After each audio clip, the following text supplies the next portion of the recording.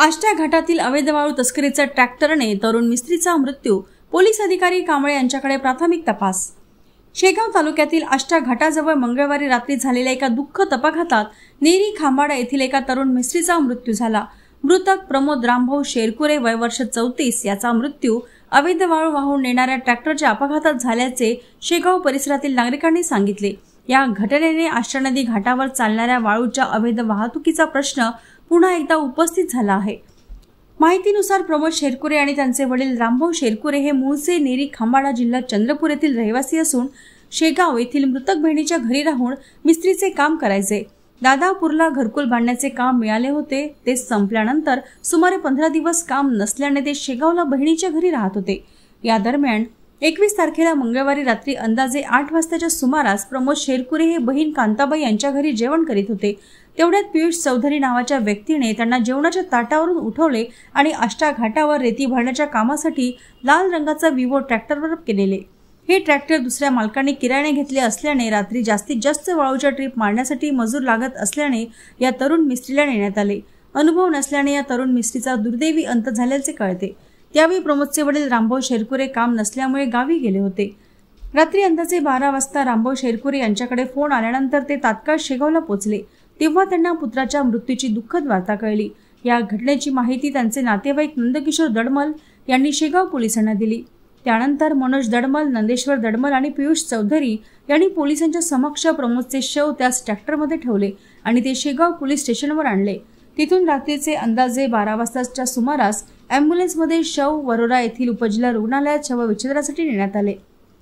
स्थानिक नागरिकांनी सांगितले की कारेगाव समोरील आष्टा नदी घाटावर मोठ्या प्रमाणात वाळूची अवैध वाहतूक रात्रीच्या वेळी केली जाते।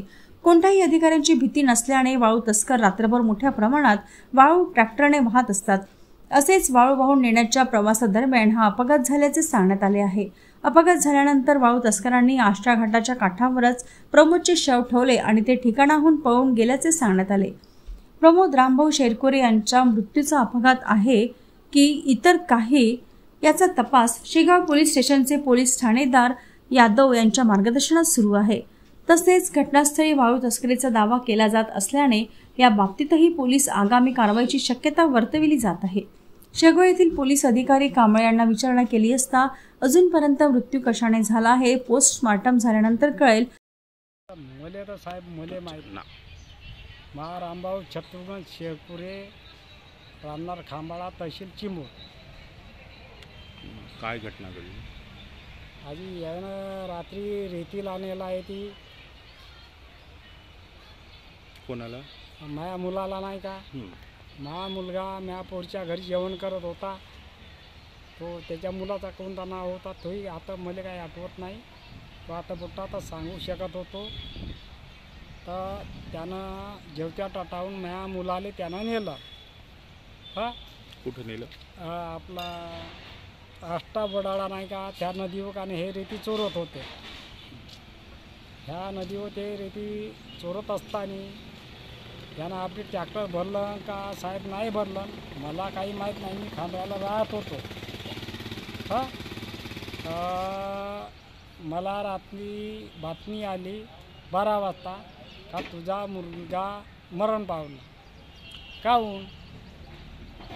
तर तो मुलगा शेगावला राहत होता का, तर हो आम्ही म्हणलो आम्ही मिस्त्री कामच शेती करत आणि माझा मुलगा तिथे राहत होता पुढच्या घरी।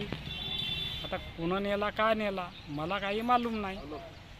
हां, तर मग रात्री फोन आला आम्हाला, मग पैसा आम्ही विचारला जावी आले। आजी म्हणते मामाजी म्हणते गेलो म्हणते, पण त्याची काही पत्ता लागला नाही म्हणते, ट्रॅक्टरी पळून गेल्या म्हणते। ज्या व्यक्तीने नेलं त्यानं आपली ट्रॅक्टर घेऊन पण आलं, ज्या बाकी ट्रॅक्टरी होत्या त्याही घेऊन पण आलं, माझ्या मुलाले तिथंच ठेवून दिला आणि हे मग गेले।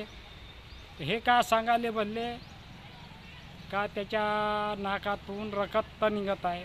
आजी रक्त निघते पण त्याच्या उराण ट्रॅक्टर गेले हवं, या तोंडातून पांढरा पाणी कायले निघालं पाहिजे सर, काय निघालं पाहिजे? माझी गोष्ट मान्य करा।